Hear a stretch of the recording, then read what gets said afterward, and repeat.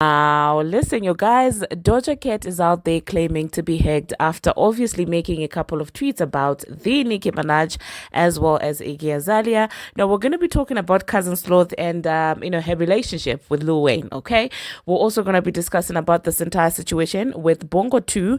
They're now claiming that, well, the girl does not care about charts and somebody somewhere is trying to sabotage Miss Red store. Now, these are some of the things that we are going to be talking about in this video. Hello tea lovers and welcome to the tea plug. I trust you guys are doing well and I trust you are doing great.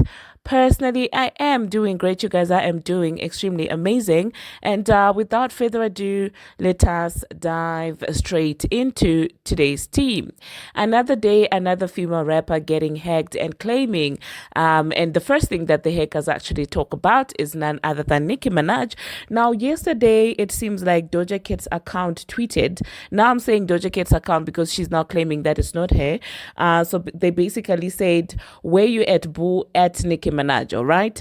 And so people were like, okay, what's happening? Initially people did not realize that, well, probably that was not her, and people started, oh, is it a collaboration? What's happening? Is there something happening? And stuff like that. And people are now making jokes saying that, well, the moment we saw Doja Cat directly, tagging Nicki Minaj on a social media platform, we knew that was definitely not Doja Cat, because Doja Cat likes playing these gaslighting games in as far as her, showing love to Nicki Minaj. So she wouldn't openly come, on a public platform like Twitter and tag Nicki Minaj, because she likes to play like, oh, well, they're cool, but they're not really cool and things like that, okay? Then shortly after, it seems like that very account decided to come for Iggy Azalea. She said, F that stupid behind Iggy Azalea and buy Doja, okay? You do know that, well, Iggy lately has been doing these crypto things and stuff like that. So it seems like, well, she was saying that, well, buy Doja as in currency Doja, cryptocurrency Doja, or something like that. And so people were like, what's happening and stuff like that. And then she went on her Instagram and said, my Twitter has been hacked. These messages are not from me. So that's Doja Cat claiming that she has been hacked. Now, I've got a question, you guys, when it comes to these hackers. Somehow when they hack these female rappers' account, they start tweeting about Nicki Minaj. Like that's the go-to for them, the hackers. So at this point now, I'm inclined to believe that whoever is hacking these female rappers' accounts are female rap fans. Okay, because how else would somebody who's so deep rooted in crypto be out there doing the Nicki Minaj stuff and things like that? Within the span of a year, three of the female rappers have claimed to be hacked, and the first person they bring about is Nicki Minaj. Somebody made a collage about all those incidents, okay? We have Doja Cat now.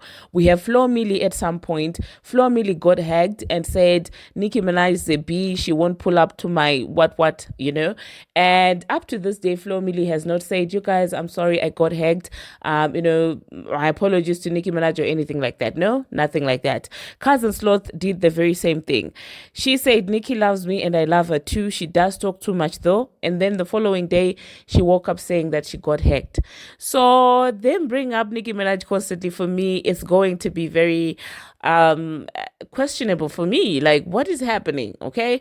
That also being said, people started making jokes about why is it that Nicki Minaj has never been hacked? Why is it that Beyonce has never been hacked? Why is it that Rihanna has never been hacked? Why is it always these new girlies that are out there claiming to be hacked and things like that? And people started making jokes and saying that, well, Nicki Minaj's password probably reads something like, I'm the baddest, female in the rap girl. Like, it was a whole long of, it was a whole long statement. And people were like, there's no way, somebody could figure out Nicki Minaj's password, because at the end, she probably would put something like, they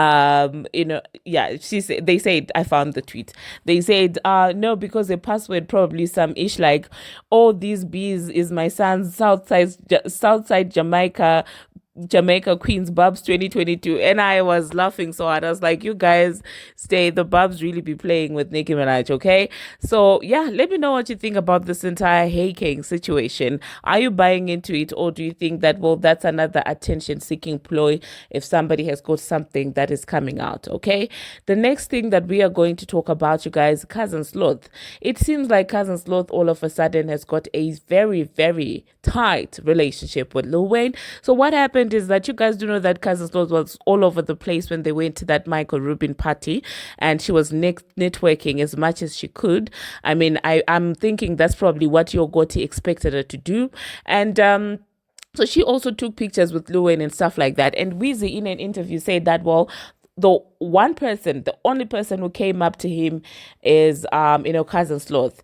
And he was like, shout out to Glorilla, she's the only person that came up to me. Everybody else, nobody came up to me, and things like that. So he made it sound like, people really did not acknowledge his presence in that, or like in that party. And so people started saying that, oh my goodness, so where was Judas Degrassi, because Drake was also there. So people were like, okay, so is he saying that even Judas Degrassi did not come up, to approach him and things like that? And some people were also speculating that, well, maybe Judas Degrassi being with him did not count because they came together. I don't know how far true that is, but I would find it weird that a legend like Lil Wayne would get into a party and nobody's coming up to him. That sounds really messed up. So you're telling me all this, or maybe people were just also, how it is like coming up to a celebrity when you're a lesser celebrity yourself. You may feel like, am I imposing? This person hasn't been around. This person is an icon. Maybe it was also a situation where they just didn't want to impose their presence on Lil Wayne. Okay, but that being said, it seems like, well, Cousin Sloth saw that interview and she decided to, send some love towards Lil Wayne's way. She said, I love Wayne, favorite rapper of all time. And people received that with mixed feelings, you guys. Some people were like, oh my God, we never heard you mention him. Not once, not even once. It's very weird how all of a sudden now you're coming and saying that, well, he is your favorite rapper of all time. People started saying that, well, this is beginning to seem like Cousin Sloth is like a social climber. So yeah, let me know, you guys, in the comment section what you think about that. Do you think that Cousin Sloth is not genuine with some of the things that she says, or what? Because the last time that we discussed about this entire Michael Rubin party also, we were talking about how she was comfortable taking pictures with the ops of her friend, including Drake. You know that Drake and Megan are like oil and water, they don't mix. And on the other hand, you have Cousin Sloth, who seems to be besties with Bongo Two, and all of a sudden she's out there taking pictures with these people. So let me know what you think about that, you guys. Do you think it was a situation where she felt inclined to say something since an icon like Lil Wayne had shouted her out? Or do you think that's her fishing for connections and networking and things like that, or fishing for collaborations perhaps? What do you think about that? But one thing that we cannot deny is the fact that Cousin Sloth is popping at this moment. She's really popping, okay? She's coming out there doing a thing, and it seems like people are loving her. And I mean, I don't blame her for not shutting all her doors to people just because she's friends with, Bongo Two. Personally, I don't blame her for that, because like I told you, Bongo Two has got so many options as far as male rappers are concerned. So for Cousin Sloth to like isolate herself from all these people, she will be doing herself a disservice, okay? For a party that she didn't attend. She was not there at that entire Tory Lanez Kylie Jenner party. She wasn't there. So I don't think that she should be bearing the consequences of that party. Okay? But let me know in the comment section, you guys. The next thing that we are going to talk about, still talking about Bongo Two. It seems like Bongo Two has not acknowledged the numbers that the album has done even up to now. Still not a word from the hot girl, okay? The woman has not said anything about her debut. The woman has not said anything about her sales and things like that. And so people are like, all of a sudden, she no longer has that big mouth. She no longer is out there saying that, well, she's going number one, or that other people's times are up and things like that. And her fans are coming to her defense. And they're saying, well, Bongo 2 does not really care about charts. She doesn't care about charts. And I'm like, every single day they come up with a new excuse. Is that not tiring? Because are we going to act like this is not the same girl who went crazy when his went number one? Which goes to show that indeed she actually does care about charts. So where did this entire narrative come up? Like where did it come from? You know? Because this girl, we wouldn't hear the end of it when he's went number one, but all of a sudden the girl doesn't care about numbers. Oh my god, this, oh my god, that. Speaking about that album, you guys, the Transformer still hasn't tweeted anything or said anything about the album. And I'm like, that's your bestie, right?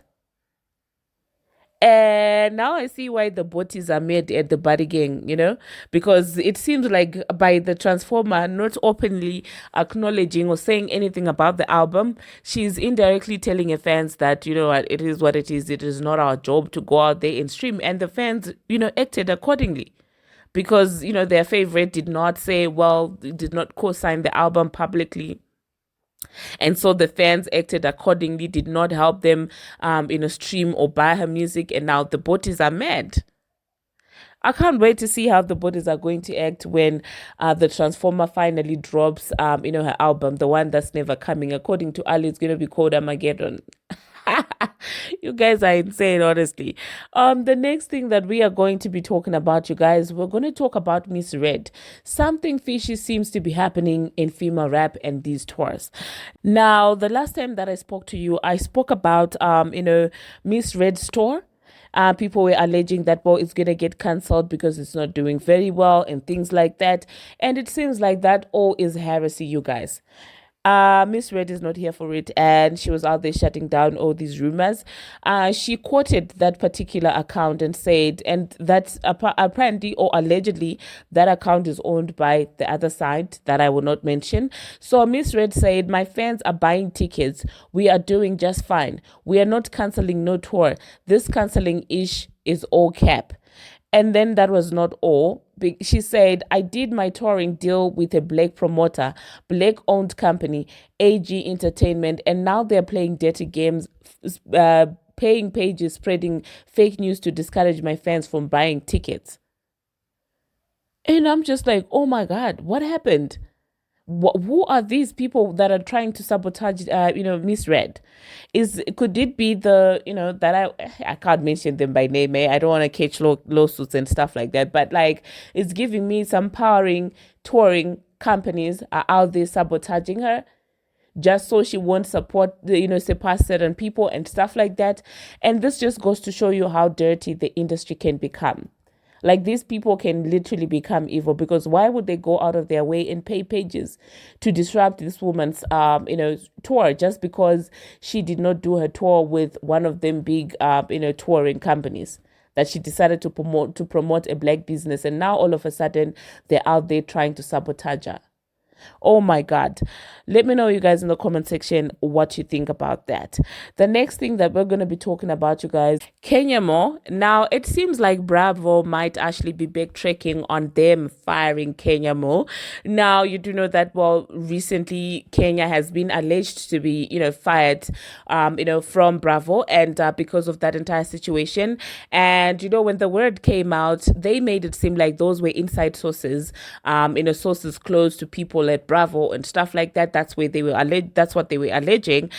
So that information, a lot of people ran with it, and a lot of trusted really platforms when it comes to the reality show, bees were out there also saying that, yeah, indeed Kenya has been fired from Bravo. Okay. And in all that, Bravo never came out to publicly say that, yeah, officially we have fired Kenya Mo and things like that. They remained rumors. Okay. And so people really were also not feeling it, when that came out. A lot of people started saying that, well, this seems to be unfair because some people have done worse in the franchise, okay? And they've gotten away with it. So why all of a sudden you guys are out there trying to make new rules just for Kenya Mo, especially when it comes to other YT-dominated parts of the franchise? People have done worse, but people have not faced any consequences. And so the reception of Kenya getting fired really was very bad. Some people were saying they were no longer going to watch some core reality TV stars like the Candice. They were out there still standing 10 toes down, behind Kenya more. And I guess Bravo realized that, you know what, the reception is not what they expected. They expected people to be like, wow, you've done the right thing. Of course, there are those that were saying that, well, you've done the right thing, but majority of the people really did not see the need for, of firing Kenya. So I guess now they are now trying to sort of big shake and say that we didn't fire Kenya more, because I saw an article that was out there saying that, well, Kenya Moore reportedly has not been fired. And I guess this is them also planting information to see how people are going to react. If people are going to be happy with the news that Kenya Moore is not fired, then I promise you they will come out here and say, oh, we didn't, confirm anything. Oh, we didn't confirm. We never fired Kenya. We just took her for a hearing and things like that. And then they will make it seem like that was their decision all along. This just goes to show you that, you know what, the entertainment industry is insane. People really be out there crying about morals. Oh my God, this and that. This person is that. How dare you talk about somebody's deceased mother? How dare you do this? How dare, people will be out there doing all this. But at the end of the day, the entertainment industry is very, very dirty. They will claim to have these morals, but then it's not even that.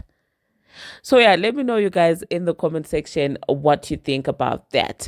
The last thing that I'm going to be talking about, you guys, I am going to be talking about something that I saw, you guys, and I was like, oh my God, what is happening? Now, you guys do know that Toni, Tia, and what's the other, Kalisa, they've got a little show going on there where they invite guests and things like that. And one of the guests that they recently invited was The Game.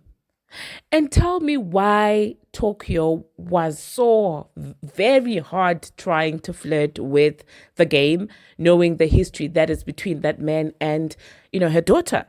I saw that and I could not believe that. You guys, it was embarrassing AF. And at this point, I really do feel bad for Angela, for Black China. I feel bad for her because I cannot imagine how she feels having a mother that goes out of her way to embarrass her like that. Like, what is the problem with Tokyo, you guys? Like, literally, what is the problem with this woman? I couldn't believe it. It was so embarrassing. And The Game himself, that one is a lost cause. Like, even up to now, I don't understand people who look at that man and say, oh my God, he's so, cool. He's so this. And I'm like, this man is corny and shady and embarrassing. Because the way he played into that, I'm like, what are you doing? Disgusting human being. What is that? Oh my God. You guys, did you see that entire thing? And overall, what do you think about that entire podcast that, the three of them have?